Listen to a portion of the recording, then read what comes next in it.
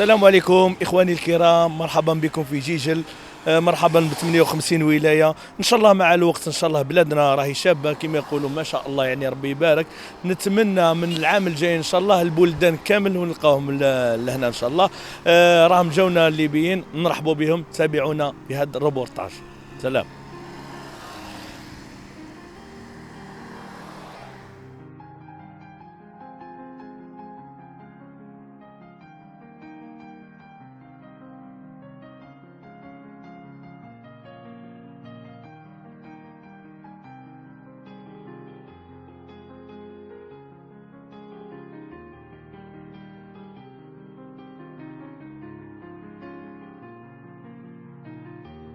شراك الأخ؟ لاباس؟ الحمد لله لاباس. الحمد لله. الحمد لله يا خويا مرحبا بالليبيين هنا في الجزائر يا خويا، زرتنا بركة كما نقولوا. ان شاء الله الله يبارك فيك، مرحبتين بكم حتى انتم كشعب جزائري، شعب مضياف، شعب كريم.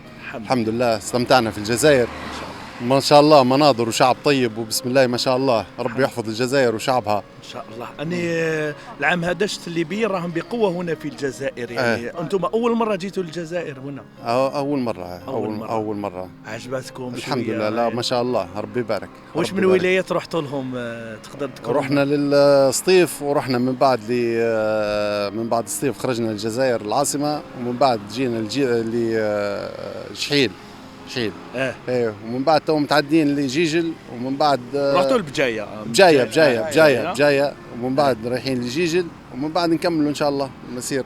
يعني ما شاء الله، يعني بالجزائر يعني تستاهل يعني تكون وجهه سياحيه للبلدان الاخرى. تستاهل اكثر من هيك، تكون وجهه سياحيه لجميع الشعوب العربيه ان شاء الله. واحنا ما شاء الله نرحبوا بجميع البلدان، وخاصه الاشقاء الليبيين او التوانسه او المغرب، يعني ما شاء الله يعني نفرحوا بالوجود تاعكم. احنا ما تهمنا حتى حاجه، وجوهكم كي تجيو وتروحوا فرحانين الدنيا وما فيها. الحمد لله ان شاء الله. الجزائريين كي راهم يشوفوكم هكا كيفاش الشعور تاعهم؟ يعني لا ما شاء الله ترحيب بسم الله ما شاء الله، يعني راهم يرحبوا بكم والله ترحيب. واخوه ليبيين معناها، والجزائر كلهم اخوه، وهم من اول ما خشينا ويرحبوا بنا، والحمد لله ما لقيناش منهم الا كل خير وكل سعاده وكل طيبه، وكل ما هناك في الدنيا كلها يخدموا لنا فيه الحمد لله. مساعدات دنيا، حتى واحد يريح يجيبوه لنا لعند الفندق الحمد لله. ما شاء الله. واحلى ناس الجزائر وليبيا ان شاء الله. لا خوا وخيين يعني ما شاء الله. كل بليبي يعني وخيين. والله نكون سعيد انا كي نشوف يعني العلاقه كما يقولوا الترابط يعني بين الجزائريين والليبيين، يعني فرحه بالقلوب وليس من اجل حاجه اخرى. يعني حتى يعني الدرك والديواني والواحد كلهم مرحبين بينا، ما فيش حد يحبس ليبيا تفضل اي كذا. الحمد لله. لما نلقوا وزير سياحه نلقوا كذا نزيدوا نفرح عليه اكثر انه هو يرحب بنا كعائله ليبيه وكعائله جزائريه.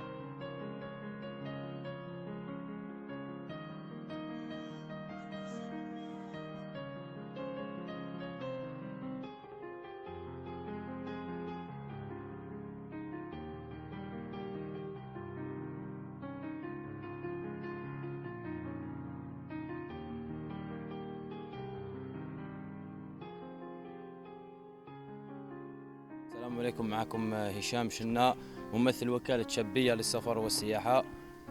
نرحب بجميع خوتنا الليبيين اللي استقبلناهم استقبال كبير يعني في الجزائر، وكل الجزائر يعني رحبت بنا. ونشكر كذلك الوفد الليبي اللي عجبوا الحال يعني في الجزائر. الحمد لله. ايوه اخويا بارك الله فيك.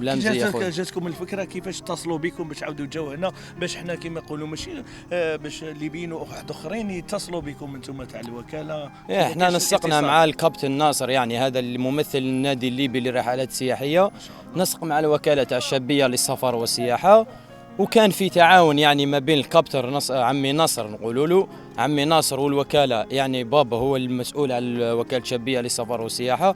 كان تناسق معاهم ودرنا فكره عشان نجيب حوالي 24 سياره، يعني ما يقارب 40 عائله، وجبناهم وعندنا يعني درنا بهم تور على الجزائر. دخلنا عبر الحدود تاع بوشبكه ومرينا بعد بسطيف وبالجزائر العاصمه وبجايه، ولحنا دوكا رانا في جيجل. نشكركم على الترحيب اللي قمتوا به، ومازال يعني في ولايات واحد اخرين باش نزوروهم.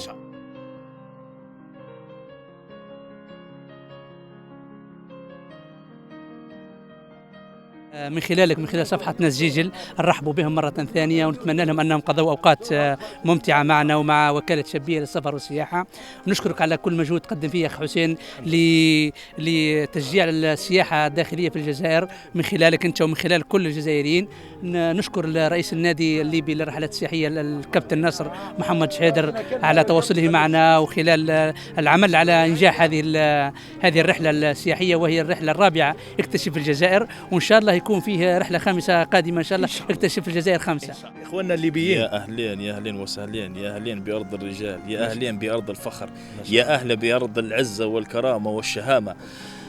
بسم الله والصلاة والسلام على رسول الله سيدنا محمد عليه أفضل الصلاة والسلام. نحب من هذا المنبر، من هذه المدينة الرائعة، من هذه الدولة الجميلة، نقدم جميع التحايا من ليبيا الحبيبة إلى دولة الجزائر الشقيقة، بلد المليون شهيد، بلد الفخر والعزة والكرامة والشهامة. يعني وما رأيناه في هذه الدولة حقيقة يعني شيء يرفع الرأس، وشيء يعني من ترحيب، من تهليل، من أهلا بالليبيين. يعني ما شفناه في مدينة الجزائر ما شاء الله تبارك الله. يعني ونعمل استقبال، جينا مرينا على جميع مدن الجزائر. يعني ما نفضلش مدينة على مدينة، ما نفضلش منطقة على منطقة، كل منطقة فرحانة بالليبيين أكثر. ونسأل الله العظيم رب العرش العظيم أن نكون رحلتنا موفقة، ونسأل الله أن نشود دخلنا عليكم إن شاء الله بالخير وبالفرح وبالسعادة وبالبركة، وربي يحفظ أهل الجزائر، وربي يحفظ بلد المليون شهيد. يعني هذه البلد مهما نحكي أو مهما نعبر أو مهما نقول لا نعطي الوصف الكامل فيها. يعجز اللسان يعجز اللسان عن الوصف بما تعني الكلمة. تحية كبيرة لناس جيجل عامة، وعبر صفحتكم وعبر يعني قناتكم نتقدموا بأحر التعازي والمساواة لكل أهلنا في الجزائر على مصابهم الجلل، يعني بما أصابهم في الحرائق هذه الكبيرة.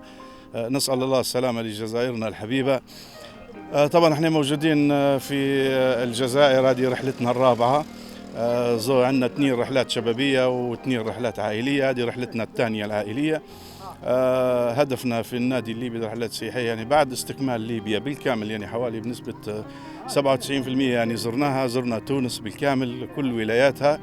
الحمد لله. يعني بدينا في برنامج ديسكفر الجير اللي هو 1 و2 و3، والآن في المرحلة الرابعة. نحاولوا من خلال هذا البرنامج بإذن الله أن احنا نستكشفوا كل الولايات الجزائرية البالغ عددها تقريبا 58 ولاية. لحد الآن وصلنا ل 27 ولاية. مشوار طويل قدامنا، خدينا جزء كبير من المراحل السابقة، يعني في ورقلة وإليزي وجانيت يعني الجنوب ما شاء الله.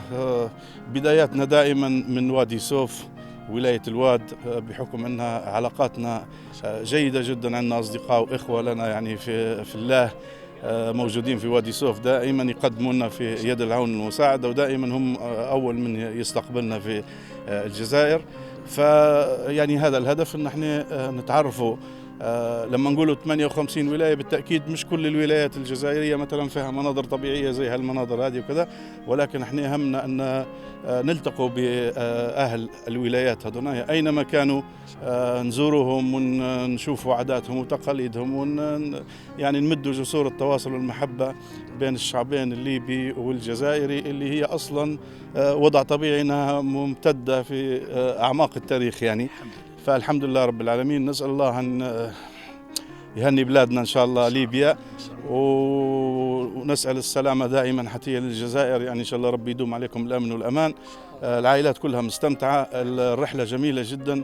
الجزائر يعني قيمة كبيرة في الوطن العربي كله، يعني بحكم بغض النظر عن جمال الطبيعة، هذا شيء لا تنافس عليه يعني من أي دولة ثانية بالتأكيد، ولكن طيبة الأهل والكرم الضيافة والنخوة والشجاعة والفزعة يعني شيء بصراحة قلما تجده في أي مكان في العالم. على طول الطريق وإحنا ماشيين يعني الناس كلها بتحيينا، الناس كلها يعني تحاول تقدم بالمساعدة، تحاول تسأل يعني لا قدر الله في مشكلة في شيء إحنا معاكم. فبعيدا كل البعد على الطمع وعلى مثلا البزنس وعلى يعني الحمد لله. الجزائر سامح لي، الجزائر يحبك بقلبه. اكيد ما يحتاج حاجه يدخلك فيه. واضح انه هو حب من القلب للقلب. حب الجزائريين لينا يعني يعادل حب الليبيين لأشقائهم وأخوتهم الجزائريين. مجرد حدود تفصلنا عن بعض، احنا اخوت واهل. زياراتنا مستمرة بإذن الله. في شهر 9 إن شاء الله حتكون لنا زيارة تانية لعدد كبير من العائلات اللي ما قدروش يلتحقوا بنا نظرا لظروفهم هم معينة، ونظرا الحجم الكبير اللي جينا به. صعب أن تتوفر عندنا الحجوزات الفنادق والأمور هذه، فلذلك يعني لازم يكون العدد محدد. فإن شاء الله في بداية 9 حتكون لي رحلة تانية للناس اللي ما قدرتش يعني تلتحق بنا، ومستمرة زياراتنا زي ما قلت لك إلى حد ننتهوا من كل ولاية الجزائر إن شاء الله بإذن الله. كل ود ومحبة وإخلاص إن شاء الله. وتحية مرة تانية لكل أهلنا في الجزائر، ونسلم عليكم العائلات الليبية كلها إن شاء الله. شكرا، بارك الله فيك.